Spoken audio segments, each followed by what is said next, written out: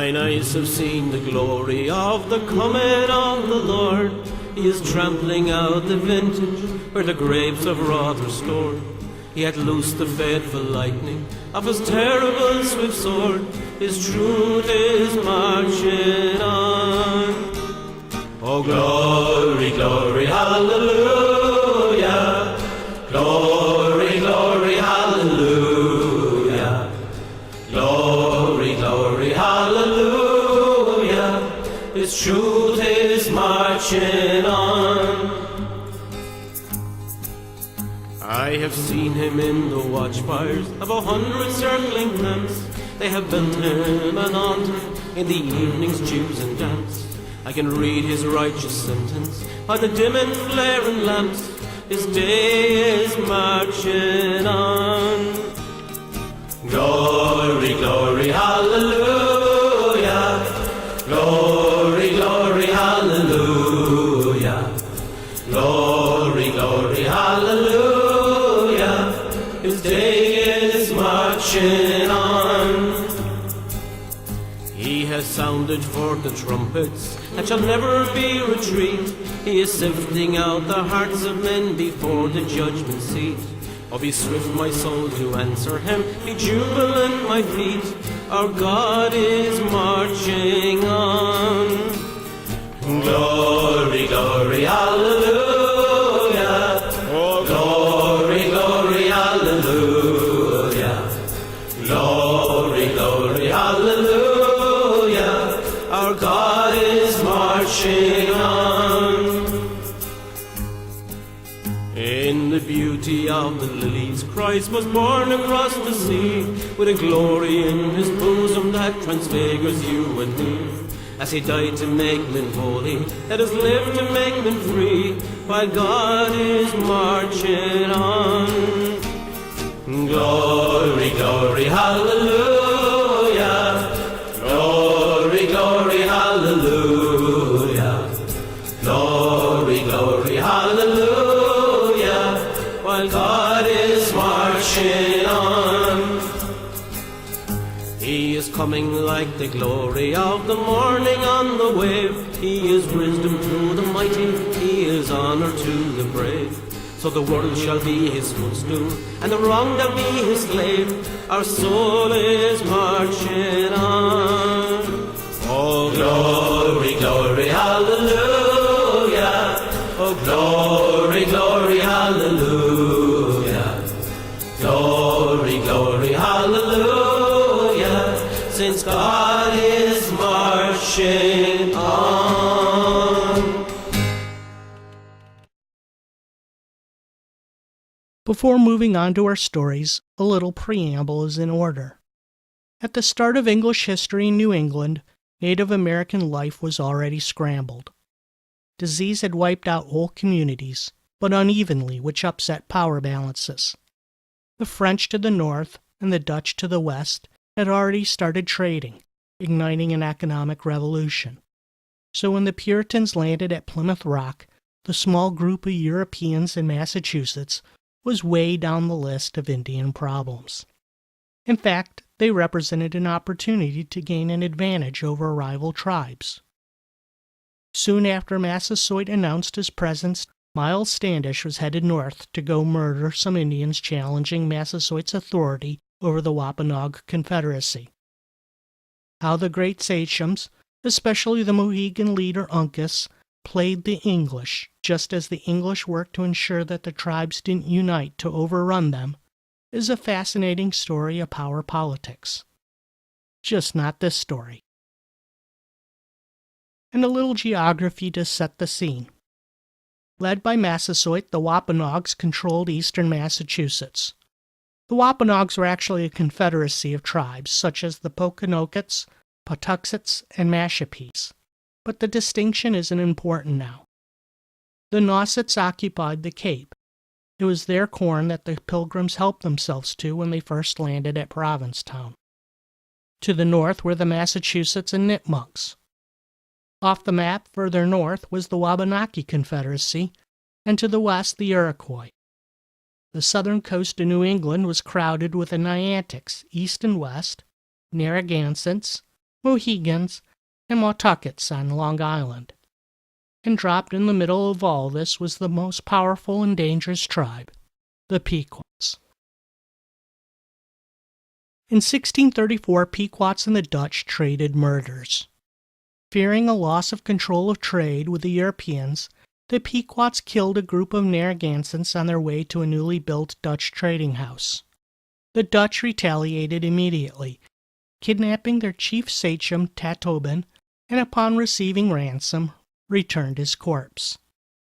It was the Pequots' turn in this tit-for-tat game when they spied a European ship anchored in the Connecticut River.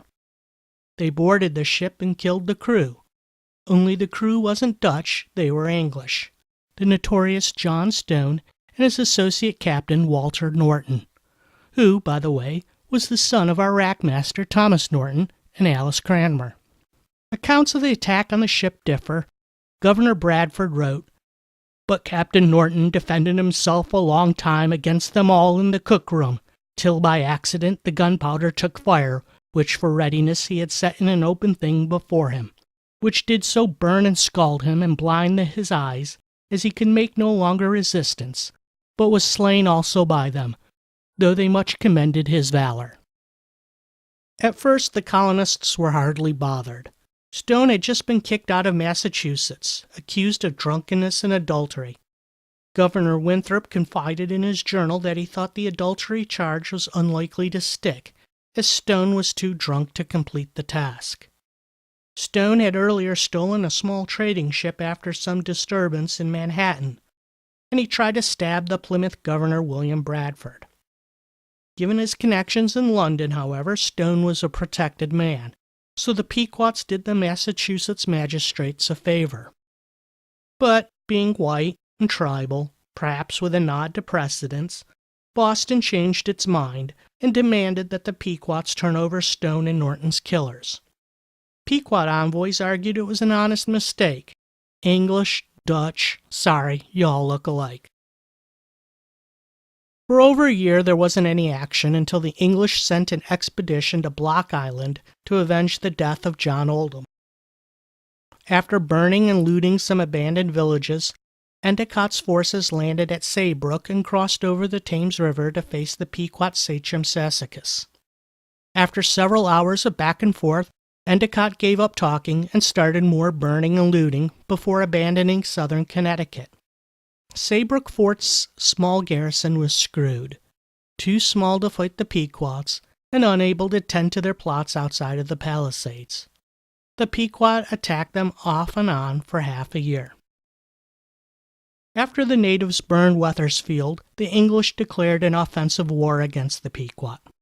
In May, Massachusetts sent a force of 77 English, around 100 Mohegans and River Indians, and about 300 Narragansett and Niantics to the Pequot fort at Mystic. At least 3 direct ancestors were engaged in the fight that day. 2 on Nellie's mother's side, Zachariah Field, one of her 7th great-grandfathers, and William Pratt, an 8th great-grandfather. And 1 on her father's mother's side, the company's surgeon, Thomas Starr. Before dawn, the British stormed the fort at its 2 entrances, losing half their men in under half an hour. One of the leaders of the expedition, John Mason, then lit the place on fire and set up troops outside of the fort to kill everyone who escaped. 600 or 700 Pequot died before dawn. Of that, about 150 were warriors, the rest mostly women and children and older men. The Narragansett allies abandoned the English afterwards, declaring, "It is too furious, slays too many." Although the Pequot were still stronger than the Puritan forces in Connecticut, they broke up into smaller groups and fled the area. In July, a large number of them was found in a swamp near Fairfield. Having surrounded the encampment, the Puritans, including Thomas Starr, this time negotiated passage of women and children. The remaining 200 warriors fought for 2 days. Most of them were killed, though Sassacus and a small band managed to escape.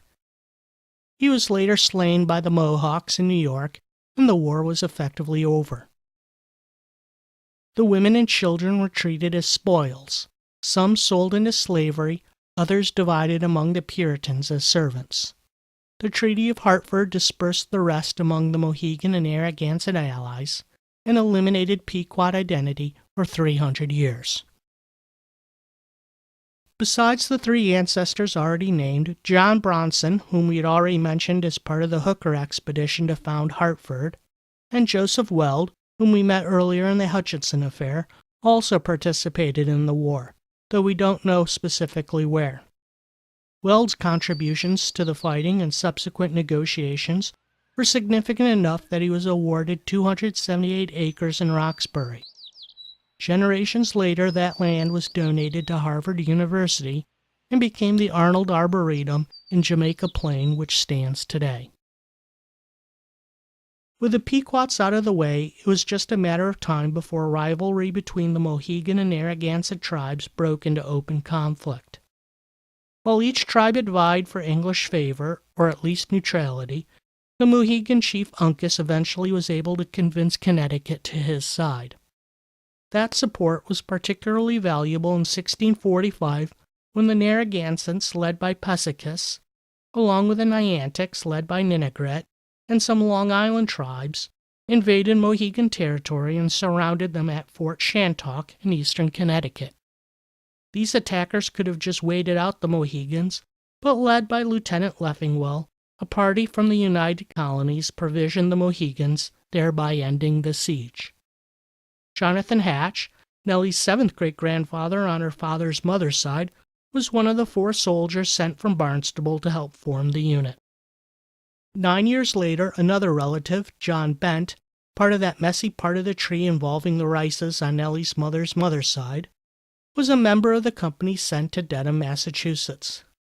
They came to demand that the Niantic sachem Ninigret appear in Hartford to pay overdue tribute and cease hostilities with the Long Island Indians who were under English protection. Ninigret and company fled to the swamps and were not pursued. Mostly, though, rank-and-file Puritans tried to live peacefully among the natives. John Stone, a different one from the guy whose murder helped spark the Pequot War, bought land at the Sudbury River Falls from the Native Americans to build a grist mill. Stephen Bradley was part of a committee to negotiate for lands around Guilford, Connecticut. And William Pratt, who had fought in the Pequot War, was so popular that Atenwahud, the third son of the Mohegan sachem Uncas, recommended his children to his care in his will. On the other hand, William Weeks, whose children married Jonathan Hatches, was on a trading trip from his vineyard home when he wrecked at Quick's Hole. His vessel was seized and looted by the Indians. He testified, "They took away a new hat and a new pair of shoes for my son, and a suit of clothes for me, 2 pairs of shoes, all my tools." Jonathan Hatch bought land from the natives in 1661 and set up a tavern in what would become Falmouth, Massachusetts. His name lives on with the village of Hatchville inside Falmouth and home to the Francis A. Crane Wildlife Management Area. Hatch was obviously a friend of the natives, oftentimes to his risk. In October 1651, he was prosecuted for hiring land to the Indians, but was cleared. The next year, he was in court again for furnishing an Indian with a gun, powder, and shot, while in 1658 he was brought into court as a witness to defend an Indian who had shot at Plymouth Governor Prentz. Later on, he was fined £3 for serving liquor to an Indian. You'll note that a lot of those interactions with the Native Americans involved buying land. The natives saw the English population growing, traditional hunting lands absorbed, and meandering cattle eating their crops. For their part, Puritan leadership were frightened by rumors of a pan-Indian alliance, with both the Narragansetts and Niantics entertaining such plans at one point. It wasn't a stable situation. When Pilgrim friend Massasoit died in 1662, leadership of the Wampanoag Confederacy passed to his son Wamsuta. Plymouth became suspicious of a rumored alliance with the Narragansetts, and when Wamsuta sold land over which Plymouth claimed some authority, they marched him by gunpoint to the capital and imprisoned him for 3 days. When Wamsutter returned home, he died. Rumors of poison spread. Next in line was his brother Metacomet, also known by his English name Philip. For the next 12 years, Metacomet sold land like it was his job. What did he do with the proceeds? Bought guns. So yeah, war was just a matter of time. John Sassamon was a Harvard-educated native who, like Squanto 50 years earlier, acted as an intermediary between the English and natives. He warned the authorities of an impending Indian attack, and in 1675 he was discovered under the ice of Assawamsett Pond. 3 Wampanoags were tried for his murder, including Metacomet's brother-in-law, and were hanged. War broke out that summer as King Philip fought his way out of northeastern Rhode Island into the backcountry of Massachusetts. His dream of a pan-Indian war was partially realized. Wampanoags and Nipmucs attacked Puritan towns between Boston and Rhode Island, as well as the villages of the Connecticut Valley.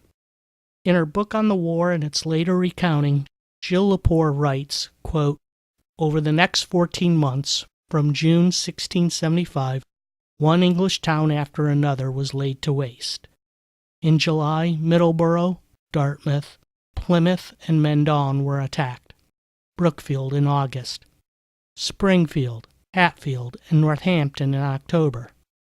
Then in the winter, Pawtuxet, Lancaster, Medfield, Groton, Longmeadow, Marlborough, Simsbury, and Providence." Unquote. Worcester, Massachusetts was abandoned, and homes including Nellie's 7th great-grandfather, Philip Atwood's, were burned. By the middle of 1676, Nathaniel Saltonstall would add to the list Narragansett, Warwick, Seekoniki, Swansea, Scituate, Rehoboth, Taunton, Hadley, Chelmsford, Deerfield, Westfield, Sudbury, Hingham, Weymouth, and Braintree. Late 1675, New England made the strange decision to attack the Narragansetts. They figured they were harboring Packanockets and Pocasets and worried that they would formally ally with the Wampanoags. A force of 1,000 soldiers, 5% of New England's male population, was assembled and sent to southern Rhode Island. The English found a section of the fort with a low wall that would allow them to clamber through. They thought it was a providential design flaw, but it was really a trap. Isaac Johnson, Nellie's 7th great-grandfather, and son of John Johnson, who collected the guns of Anne Hutchinson's backers, led his company through that section. He was immediately shot dead, becoming the battle's first English casualty. Poor tactics killed more until a storming column took control of the left side of the entrance to the fort, reducing the flanking fire. A blockhouse directly opposite of the entrance served as a sort of pillbox guarding the entrance. But after more casualties, it too fell, and the colonists took control of the fort. Reprising the Mystic Fort massacre, the English then burned the wigwams, murdering women and children. More than 20% of the English forces were killed or wounded in the Great Swamp Fight, double the casualty rate of D-Day. Connecticut suffered the most. At almost 30%, their losses were about equivalent in share to Confederate deaths at Antietam. Survivors in the fight that day include Thomas Tenney, Joseph Jewett, and Daniel Thurston. Other ancestors who were soldiers in the war but may not have taken part in this battle include James Fales and James Shute. Historian James Drake notes that the attack was, quote, "one of the most brutal and lopsided military encounters in all of New England military history," end quote. Estimates of Indian casualties vary from 350 to 1,000. Although not previously combatants, the Narragansetts were in the war thereafter, but their abilities were severely reduced. The next year picked up where 1675 left off. In March, Marlborough, Massachusetts was attacked while the townsfolk were worshiping at their meeting house. They escaped to the garrison house of Thomas Rice, Nellie's 6th and 7th great-grandfather, with no loss of life. A month later, the town was attacked again and burned. In an isolated incident in eastern Massachusetts, 3 so-called praying Indians were headed to Raleigh to avenge some perceived injustice. But with night falling, they decided to take their anger out on Thomas Kimball, son of our Richard Kimball. They killed Thomas and carried his wife Mary and their 5 children 40 miles into the forest, where they were threatened multiple times. Twice they lit fires to burn them. 41 days later, they were released. Despite a series of successes, the southern New England Indians wore down. The Mohawks attacked Metacomet in the winter and pushed them back east to the Connecticut River. Connecticut forces under John Talcott and Plymouth Rangers under Benjamin Church effectively hunted down various bands. The Narragansetts lost their sachem in June, and after the wife of the Nipmuc sachem was killed in an English attack, he sued for peace. Pocasset's squaw sachem Weetamoo drowned in August trying to escape. That same month, an Indian member of Church's crew killed Metacomet, and later that month Church rounded up the remnants of the Wampanoags and Pocassetts, including the Sachem-Anawan. Although the major Indian combatants were out of the war, Indian raids continued in southern New England into 1677. A band attacked Hatfield in September, burning houses outside of the stockade. Among the dead were our Mary Bronson's second husband John Graves and his brother Isaac. That band then looted Deerfield, carrying off some additional captives to Canada, including Benoni Stevens. Stevens, who is not related to us, escaped.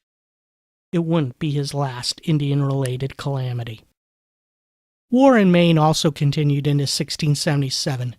Historians often refer to the action there as the First Abenaki War.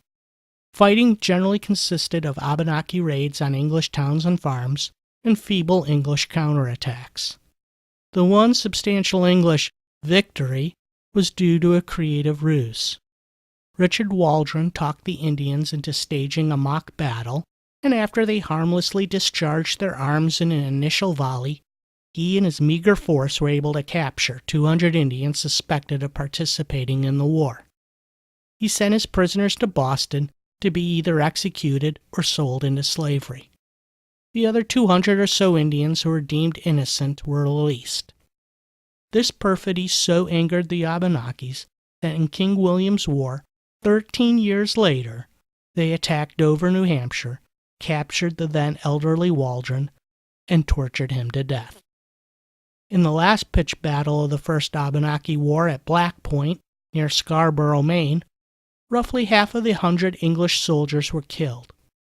Peter Petit, who gave Nellie's mother her maiden name, was initially listed among the casualties, but he was only wounded. His service in the war probably led the deputy governor to reverse his initial decision and grant Petit some land north of Salem a year later. Overall, King Philip's War was the deadliest conflict per capita in U.S. history. Plymouth lost close to 8% of its men. Compare that to the 4 or 5% in the Civil War. Of the approximate 20,000 Indians living in New England, 2,000 died in battle, sickness killed another 3,000, 1,000 were shipped out as slaves, and an estimated 2,000 fled to the Iroquois or Abenakis. In southern New England, Native American losses ran about 60 to 80%, almost as bad as occurred in 1616 to 1619 due to the plagues. 2 years after the war's end, our Jonathan Hatch offered a small gesture of atonement. He bought 3 enslaved Indians and appeared in court to have them freed. 2 were let go after paying £3 up front and promising £3 more, while the third was ordered to live with Hatch until the age of 24, when she could then be released. Afterwards, war in North America was never the same. 10 years after King Philip's came King William's War. No ancestors were involved that we know of, but a short review is useful as it sets the template for the next 75 years of conflict. Here on out, colonials weren't just fighting the natives. The Canadians were involved too, and many of these wars represented the North American theater of a broader European conflict. King William's War was known as the War of the League of Augsburg. Over the years, there were a number of crackpot English attacks on Quebec City and Montreal. This time it's William Phipps, who sailed a flotilla down the St. Lawrence Seaway that did nothing, and Fitzjohn Winthrop, who led a land attack up the Hudson River Valley. He couldn't get past the bottom of Lake Champlain before turning around due to sickness and supply issues. Get used to the area, we'll see it again and again and again. The most brutal fighting for the next half-century took place in Acadia, with arson and slaughter on both sides. Sometimes it spilled south to the English part of Maine, or even as mentioned in the case of Richard Waldron, New Hampshire. Here we see the first of the French priests encouraging the Abenaki to war in the person of Father Jean Baudouin. A couple of future conflicts in this region will be named for these guys, such as Father Rail's War and Father La Loutre's War. Tuck this away for later. The horror in southern Maine during King William's War will become an important backdrop in one of our stories told in another chapter. Finally, New France hit on a tactic that will soon be repeated. The French sent a combined Canadian native force south. Fort Orange was too well defended, but the nearby town of Schenectady, New York was wide open. They burned the town in a well-executed attack, killing 60 and carrying off 27 prisoners. As Montreal's Governor Philippe de Rigon, Marquis de Vaudreuil, would later reason, repeating such attacks would bring some benefits. It wouldn't take much French manpower, which Canada severely lacked. New England would be forced to garrison and defend a number of frontier towns, reducing resources that could otherwise be devoted to attacking Canada. It would cement relations with their native allies, giving them an opportunity for honor, booty, ransom, and people to replenish their ranks. The natives of the region had a long custom of mourning wars, attacking neighboring tribes to replace relatives who had died. And well, if some of the captives stayed in Montreal, Canada could use the population as well. 5 years after King William's War ended, Queen Anne's War, the War of the Spanish Succession in Europe, began. It looked a lot like the previous one, with the major exception that this time Nellie's ancestors are in the middle of it. Thomas French Jr., his siblings and parents, Thomas French and Mary Catlin, and her parents, John Catlin and Mary Baldwin. After almost a year of preparation, Jean-Baptiste Hertel de Rouville led a force of about 50 French Canadians and over 200 Indians down from Montreal into the Connecticut River Valley. 2 hours before dawn on the 29th of February, 1704, a joint force set upon Deerfield, Massachusetts. Providence was on their side as a prevailing wind piled snowbanks against the town's palisade, making it a simple matter for a few volunteers to climb over and open the north gate. Accounts differ about the town's guard. The Reverend Williams described the watch as, quote, unfaithful, unquote. Others claim they got off a warning shot. Kanawaki Iroquois and Iroquois of the Mountain quickly overtook Thomas French Sr.'s house. His infant son John was killed. He, his wife Mary Catlin, his son Thomas Jr., and his daughters Martha, Freedom, Abigail, and Mary were easily captured. Hurons, Abenakis, and Iroquois of the Mountain attacked John Catlin's house. Catlin fought back, but he and his son Jonathan were incinerated when the Indians set fire to the house. John Catlin's wife Mary Baldwin was in the Sheldon house, which also put up a fight until Indians poured through the back door that an escaping child left unsecured. Attackers then used the house as a staging areas for captives and their wounded. As the story goes, a Frenchman was brought in wounded and laid on the floor. He was in great distress and called for water. Mrs. Catlin fed him with water. Someone said to her, "How can you do that for your enemy?" She replied, "If thine enemy hunger, feed him. If he thirst, give him water to drink." The attackers subsequently carried away the wounded Frenchmen along with their captives, but they left Mary behind, perhaps out of her kindness shown to the wounded Canadian. A number of Deerfield residents were holed up in Benoni Stevens' house. Stevens had already been captured and hauled off towards Canada once before, and he was not going back. A number of Indians and Frenchmen were wounded, some mortally trying to take his house. They tried negotiations. They tried setting it on fire. Eventually they stood off and poured buckets of shot at it. They managed to kill Stevens, though not subdue others in the house, including John Catlin's son, Joseph. As the raiders withdrew with their captives for the trip back to Quebec, the English rallied when 30 to 40 men from Hadley and Hatfield arrived. Joseph Catlin and other members of the Stevens house joined the counterattack, pushing the remnants of the French and Indians back through the north gate. John Smead of Deerfield managed to shoot one Indian and wound another. A contemporary admitted that such marksmanship, quote, was a rare thing amongst us, end quote. Their charge, however, was reckless, and the French had prepared. In the meadow to the north, a group of Frenchmen rose out of the brush and delivered a fusillade into the English. The English scattered, and among the 9 dead lying in the meadow was Joseph Catlin. All told, 50 Deerfield residents were killed in the raid. 112 captives were marched towards Quebec. 3 Frenchmen and 8 Indians also died that day. Who had more to mourn than Mary Baldwin? Her husband and son Jonathan were left buried underneath the ashes of her house. Her son Joseph was killed in the meadow fight. Her daughter, son-in-law, and several grandchildren were carried off to Canada. It was too much. A month after the attack, Mary Baldwin passed away. The French and Indians fled with their captives north along the Connecticut River and rugged White Mountain terrain. The Reverend Williams described trudging through snow up to his knees and wringing blood from his socks at night. Those that couldn't keep up were killed, typically with a single blow to the head. Teenagers survived, as did most of the men, though 2 died of starvation and the Reverend Williams' African slave Frank was murdered. Babies and women had the hardest time, with 8 children and 10 women brained along the way.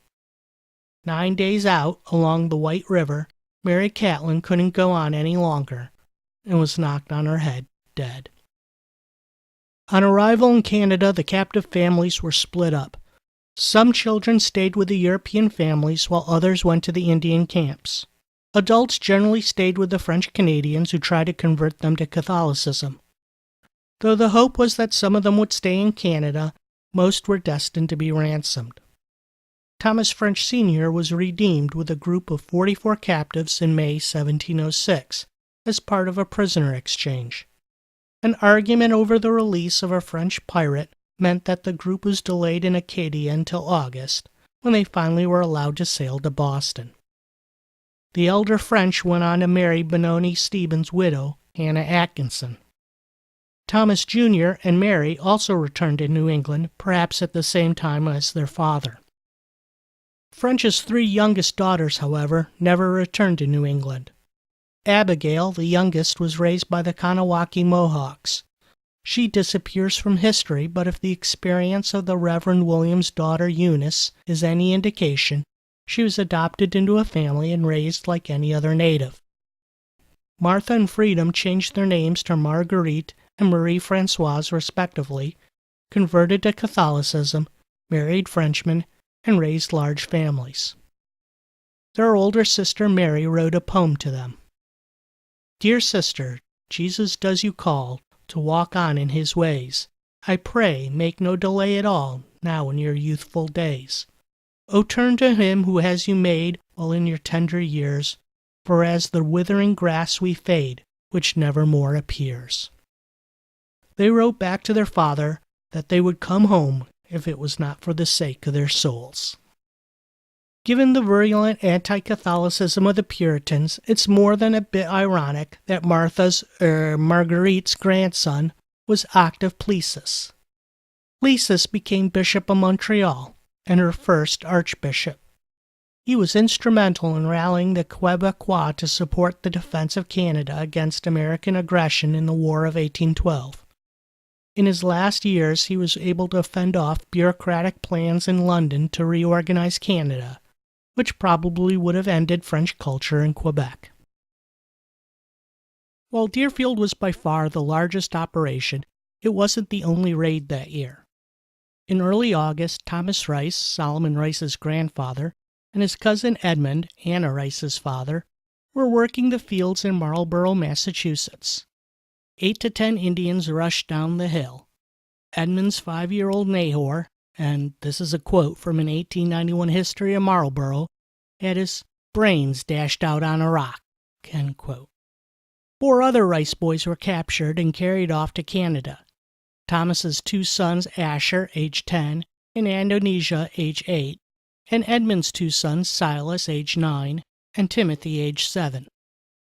Thomas sold his house to pay Asher's ransom, but Asher was, quote, so broken by the shock that he never recovered, end quote.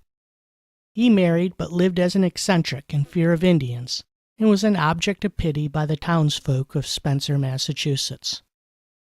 Andonesia remained in Canada. While he lived amongst the Indians long enough to acquire the name Assandu-Guten, he married first a French woman and then a Dutch woman, and lived on a farm at Rivière-des-Prairies near Montreal. Edmund traveled to the Kanawakis, the same village where Abigail French and Eunice Williams lived, but Silas and Timothy chose to remain amongst the Indians their whole lives. Silas married a squaw, Tukanauris. Timothy, whose Indian name was Otzorangotan, became the chief of a clan and once visited Marlborough. He recognized some of the townsfolk, but by then had forgotten English. It is said that in his olden age, Otzorangotan worked to keep the Iroquois from joining the English side in the American Revolution. After Queen Anne's War, New England continued to fear the French and Indian threat to its frontier towns. Massachusetts Governor Shirley ordered a series of forts, or fortified houses, built on the colony's northern border. Moses Rice moved with his family to one of them at Charlemont, Massachusetts, effectively becoming the town's founder. The heat from the Indian attacks during King George's War, however, was too intense, and the family repaired to Deerfield in 1745 or 46 for a few years. During that time, their house was burned. They rebuilt 3 years later. Like father, like son, New France's governor Pierre de Rigaud, Marquis de Vaudreuil-Cavagnol, employed the same raiding tactics that his father used so successfully in prior conflicts. In June 1755, during the French and Indian War, a contingent of both attacked Moses Rice's fortified homestead while he was plowing his cornfield. Phineas Arms, who was standing guard, was immediately dropped. Algonquins then shot Moses, chased him down into the woods, scalped him, and left him for dead. Fellow frontiersmen discovered him and carried him to safety, but he died later that night of his wounds. His 8-year-old grandson Asa was thrown from his horse that was spooked by the noise of the attack and was captured, as was Rice's brother-in-law Titus King. Asa was ransomed 6 years later. Canada eventually sent Titus to France, who then sent him to England, and he eventually found his way back home. A few years later, Moses' son, Aaron, volunteered as part of Burke's Rangers, who patrolled western Massachusetts to ferret out Indians during the remainder of the war. Of course, the major parts of the French and Indian War were fought outside of New England. A young George Washington kicked things off in North America when he tried to attack France's Fort Duquesne, near present-day Pittsburgh. In the Canadian Maritimes, the English brutally expelled French-speaking Acadians. Many later turned up in Louisiana as Cajuns. In the South, Virginia and the Carolinas ended up fighting their former allies, the Cherokee. French and English forces clashed in Caribbean naval battles and attacks on Guadeloupe, Martinique, and Havana. Outside of North America, the 7 Years' War was fought in Western and Central Europe, West Africa, India, and the Philippines. Where we're involved is that natural war road of the 18th century, Lake George and Lake Champlain. I told you we'd be back. We'll return again. In 1755, a British Iroquois force of 1,500 men met an equal-sized force of French and Indians between the southern end of Lake George and Fort Edward on the Hudson River near present-day Glen Falls on 8 September. The battle itself was inconclusive. In its early stages, the French routed the English, but were then badly cut up in follow-up attacks. The English failed to press their advantage, which allowed the French to retreat and establish a fort at the north end of Lake George, called Fort Carillon, to control the approach north towards Canada. On the other hand, the French retreat allowed the English to build Fort William Henry at the southern end of Lake George and defend the approach to Albany. Nellie's fifth great-grandfather, Joseph Bingham, was part of a second call-up to help fortify the English forces there in mid-September. This theater saw little action the next year. For his part, Bingham spent 1756 sick at Fort Edward, perhaps with smallpox, which was common there at that time. We don't have any record of Bingham's participation in 1757, which is undoubtedly lucky. That year, the French, led by the European General Montcalm, successfully took Fort William Henry. Montcalm still adhered to European norms and hated the conduct of the Native Americans in the war, something to which the Quebecois had long reconciled themselves. So when the fort surrendered, he allowed the garrison to retreat south to Fort Edward unmolested. But he didn't take into account his Indian allies' need for captives and glory. Indians fell on the British and slaughtered the contingent, killing somewhere between 75 and 200 soldiers and capturing the attendant women, children, servants, and slaves. James Fenimore Cooper later memorialized the massacre in his book, The Last of the Mohicans.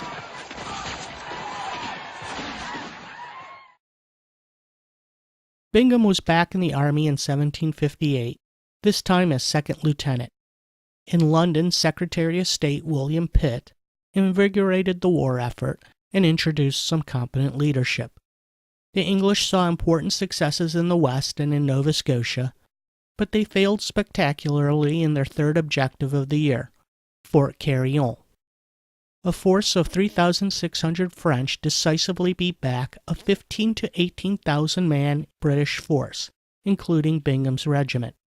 The English and Americans suffered 19,044 casualties. The French lost only 372.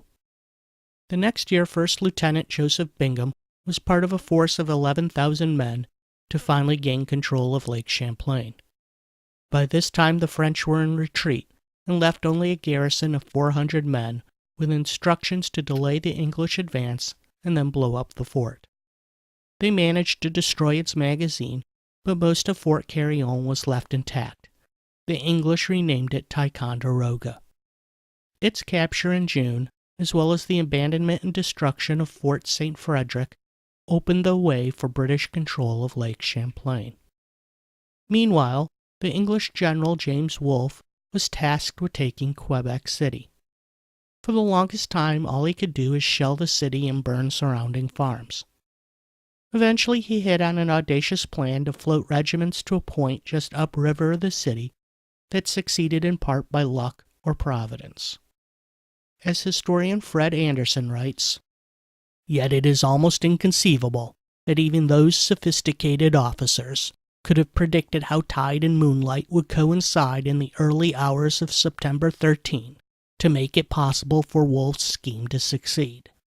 For indeed there was no other night in all of 1759 that could have produced conditions that rendered the boats essentially invisible to observers looking upriver from the French lines along the shore, yet illuminated the river sufficiently for the crews of the boats to steer downstream in safety.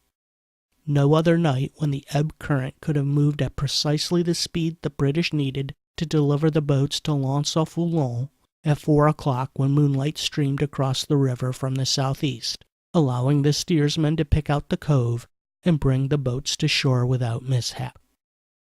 A coterie of soldiers quickly climbed the cliffs to pacify the small guard, and by morning Wolfe had successfully assembled a 4,500-man force of English and colonists, including Nellie's third great-grandfather Asa Petit, on the Plains of Abraham. The French commander Montcalm organized an equally sized force and advanced. The French and Canadians, however, were not as well drilled as the English. Their ranks became incoherent, and in 15 minutes were routed.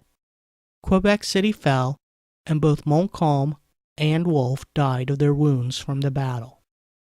The next year, Montreal surrendered, and 3 years later the combatants signed the Treaty of Paris, which gave England control over all of Canada.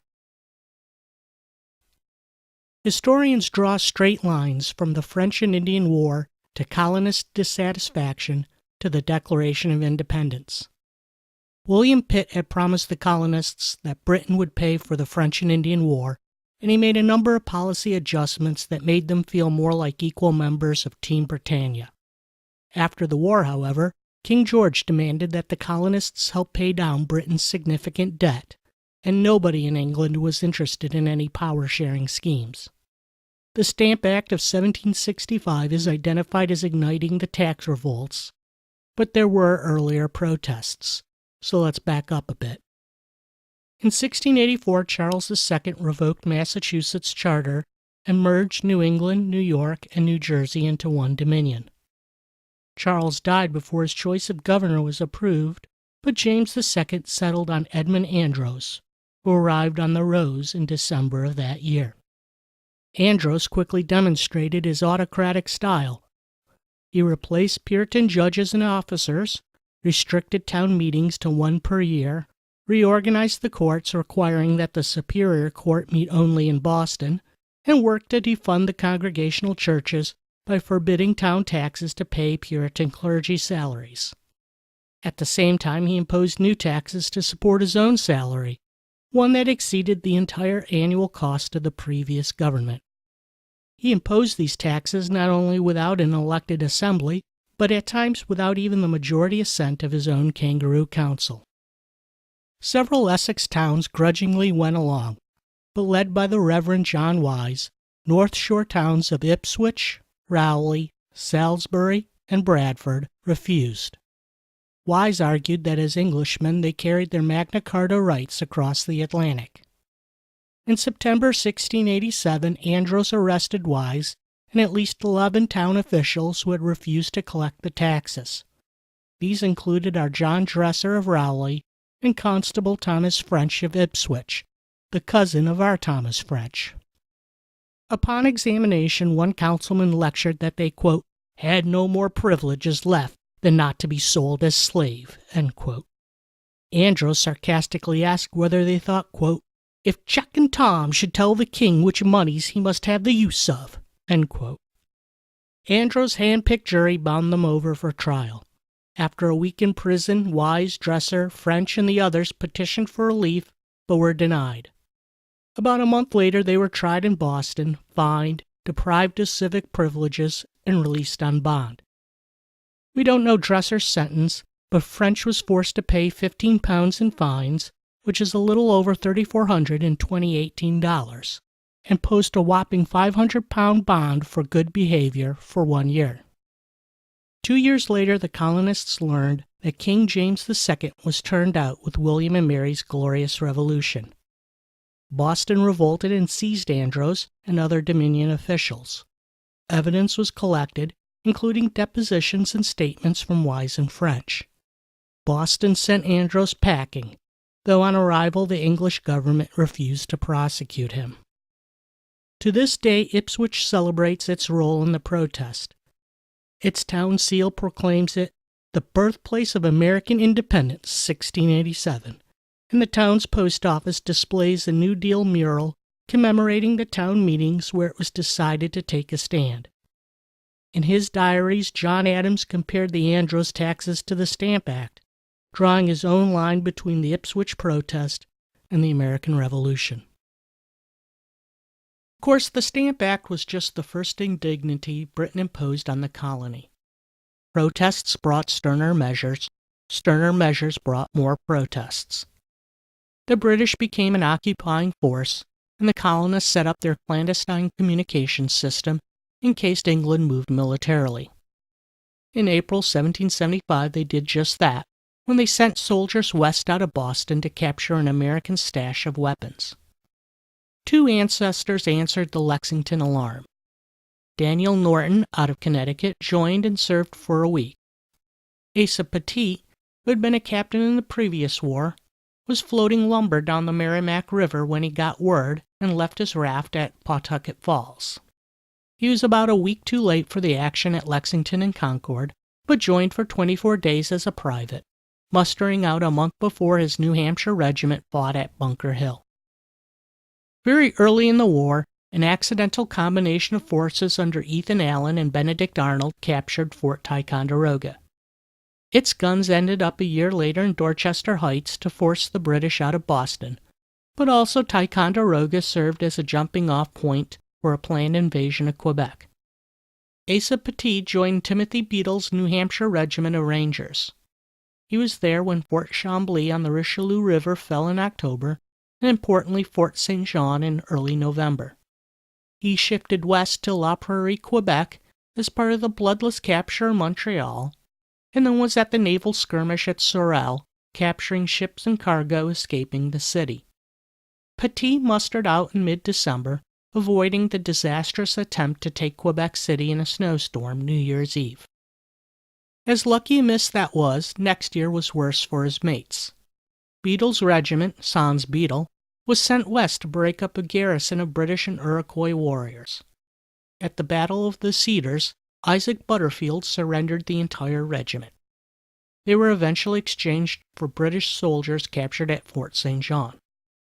Later that year, the Americans retreated from Canada, falling back to Ticonderoga, while the British moved as far south as Crown Point.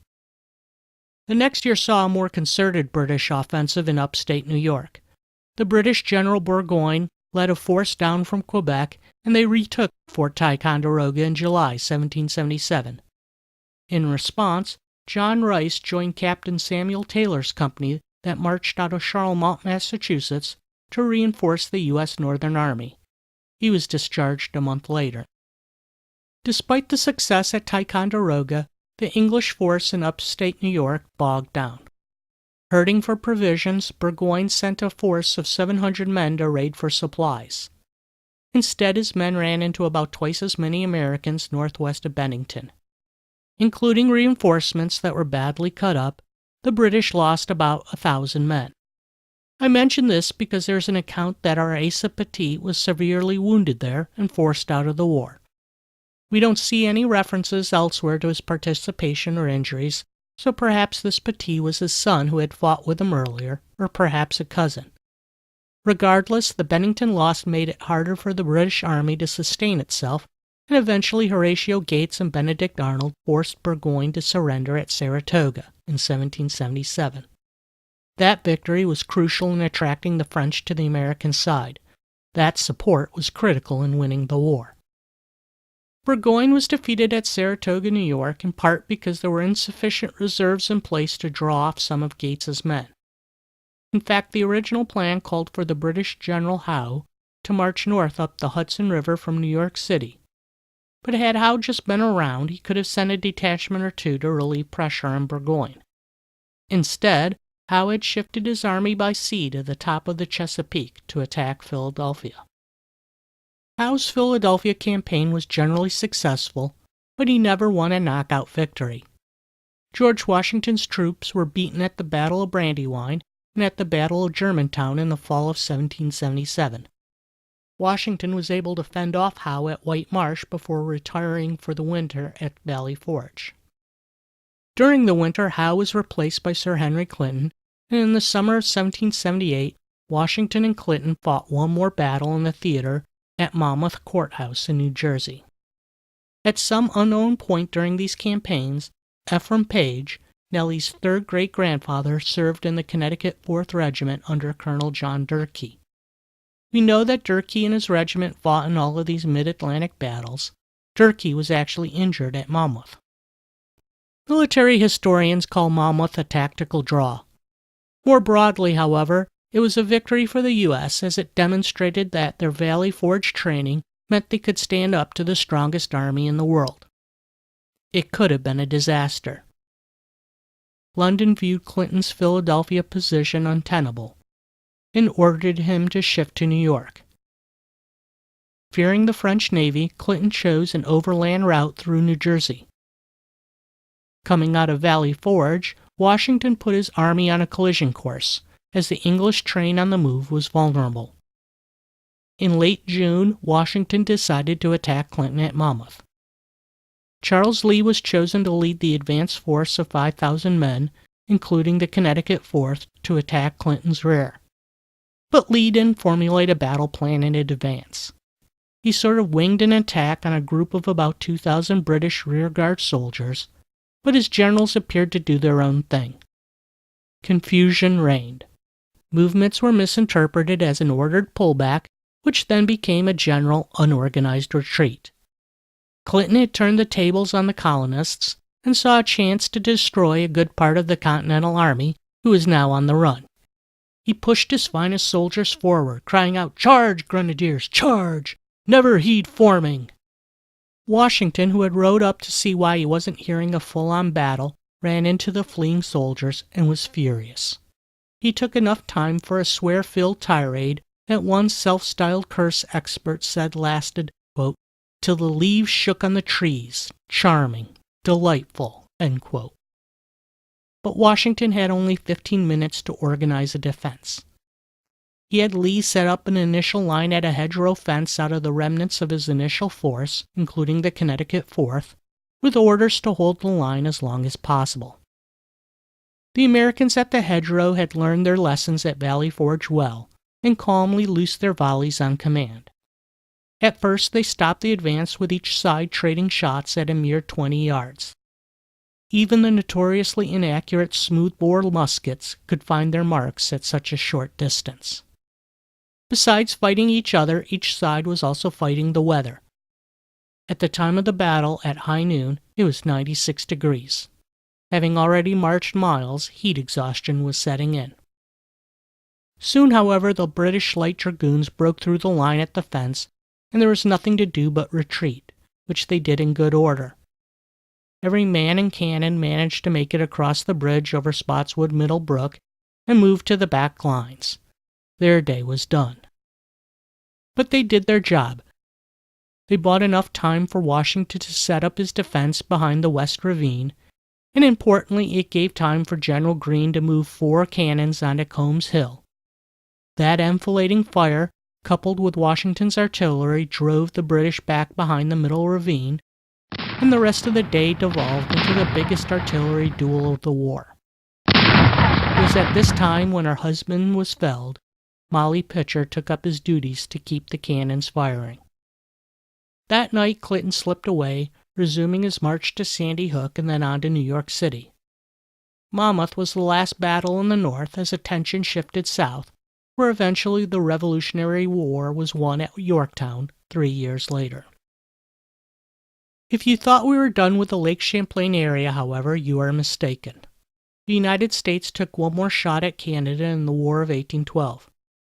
The beginning of the war was fought in the west around Michigan, Upper Ontario, and Lake Erie, but in 1813 the War Department formed its plans to take Montreal.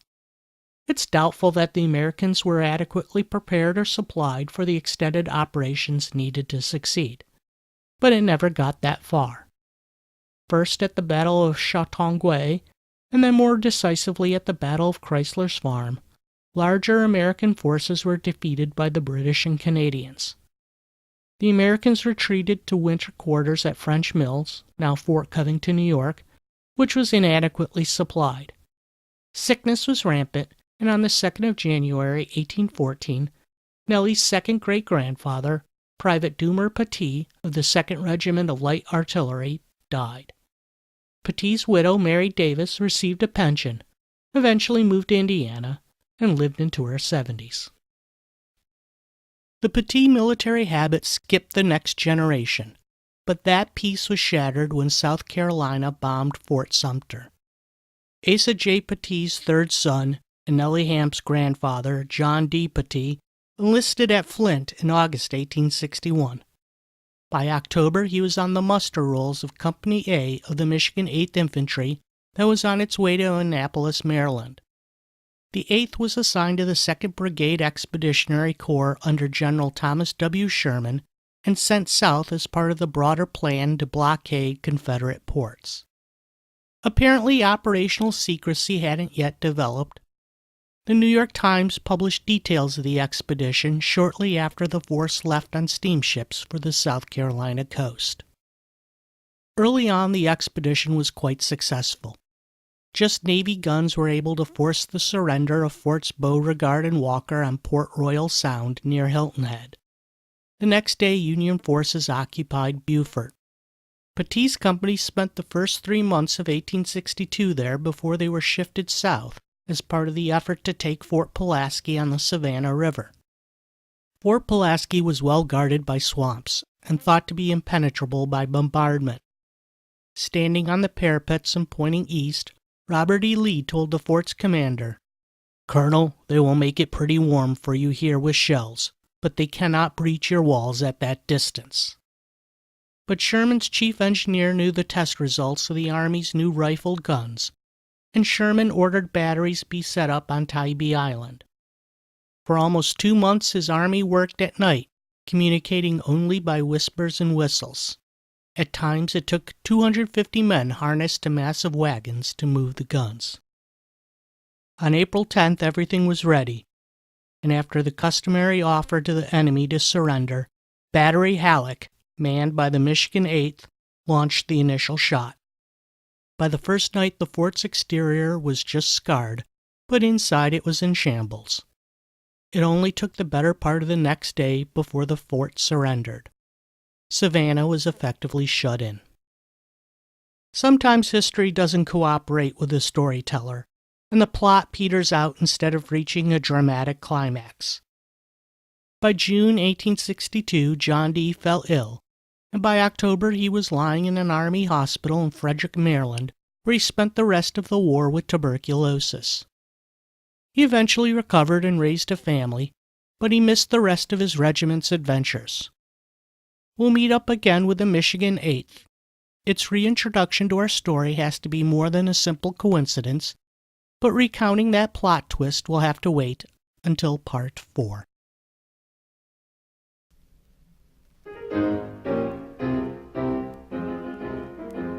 When Johnny comes marching home again, hurrah, hurrah, we'll give him a hearty welcome then, hurrah, hurrah. The men will cheer, the boys will shout, the ladies they will all turn out, and we'll all feel gay when Johnny comes marching home, and we'll all feel gay when Johnny comes marching home. With your guns and drums and drums and guns, hurroo, hurroo. With your guns and drums and guns, hurroo, hurroo. With your guns and drums and guns, the enemy nearly slew ya. Oh, my darling dear, you look so queer. Oh, Johnny, I hardly knew ya.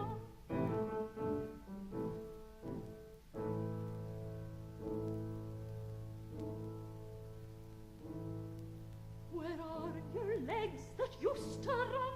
Hurroo, hurroo. Where are your legs that used to run?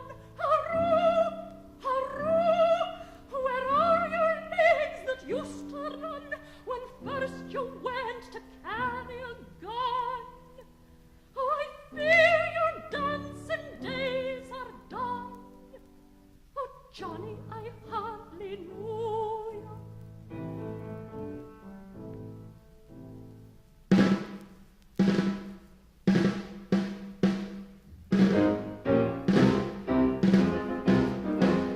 They're rolling out the guns again, hurroo, hurroo. They're rolling out the guns again, hurroo, hurroo. They're rolling out the guns again, but they'll never take our sons again. No, they'll never take our sons again. Oh, Johnny, I'm swearing to you. Johnny, I'm swearing to you. Johnny, I'm swearing to you. Johnny, I'm swearing to you.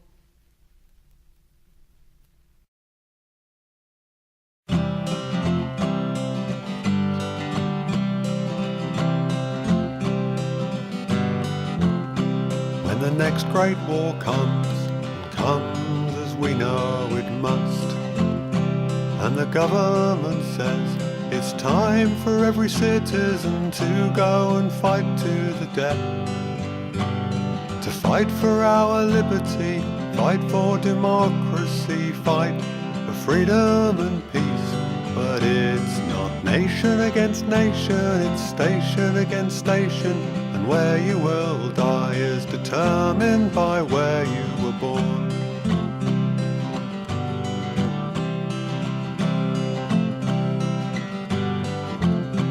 When the next conflict comes, it comes as we know it will, and the monarchy says it's time for every Englishman to go and kill or be killed.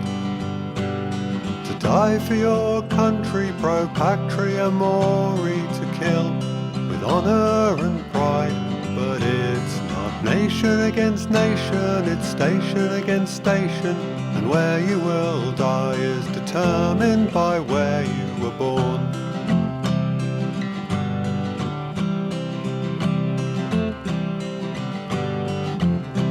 Your station in life is determined by where you were born. Those whose parents have wealth don't fight on the front lines or die when the fast bullets swarm. They stay in their warm beds, the maimed and the war dead comprising none of their kind.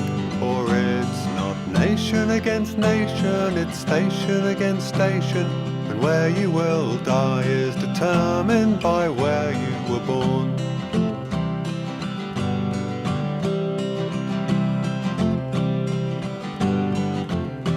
When it's time to revolt against those who send us to die, it's to you we're opposed, MPs and monarchs and blue bloods and lords and the like.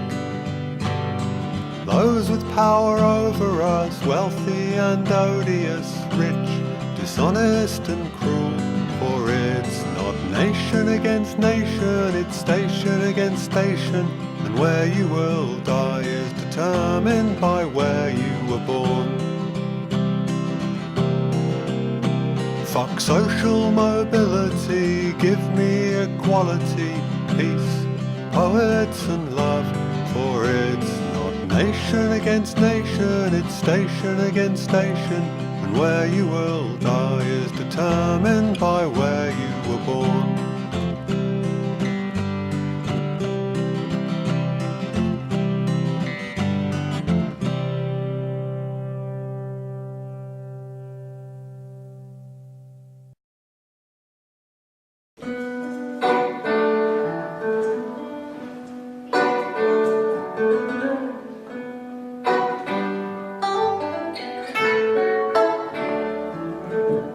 War is raging, Johnny has to fight. I wanna be with him from morning till night. I wanna be with him, it grieves my heart so. Won't you let me go with you? No, my love, no. I'll play the captain, get down upon my knees. $10,000 I'll give your release. $10,000 could freeze my poor heart so. Won't you let me go with you? No, my love, no.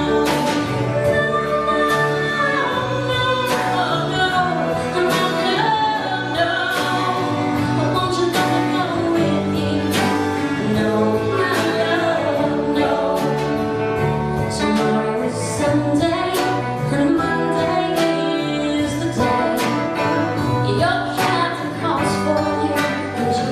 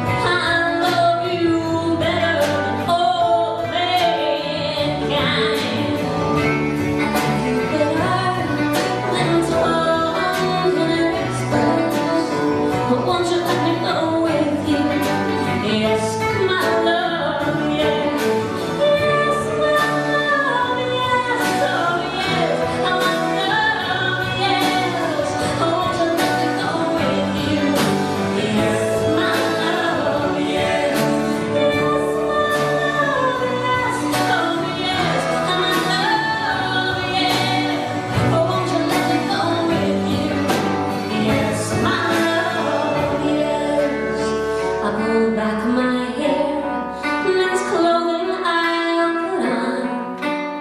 I'll pass as your comrade as we march along. I'll pass for your comrade, and none will ever guess. Won't you let me go with you? Yes, my love, yes.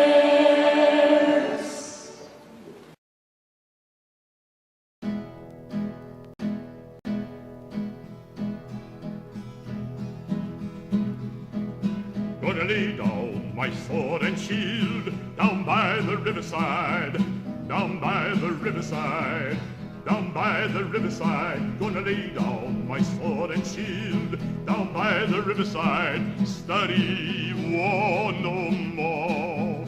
I ain't gonna study war no more. Ain't gonna study war no more. Ain't gonna study war no more. I ain't gonna study war no more. Ain't gonna study war no more. Ain't gonna study war no more. I'm gonna put on my long white robe down by the riverside, down by the riverside, down by the riverside. I'm gonna put on my long white robe down by the riverside and study war no more. I ain't gonna study war no more. Ain't gonna study war no more. Ain't gonna study war no more. I ain't gonna study war no more. Ain't gonna study war no more. Ain't gonna study war no more. I'm gonna walk with the Prince of Peace down by the riverside, down by the riverside, down by the riverside. I'm gonna walk with the Prince of Peace down by the riverside and study war no more. I ain't gonna study war no more. Ain't gonna study war no more. Ain't gonna study war no more. I ain't gonna study war no more. Ain't gonna study war no more. Ain't gonna study war.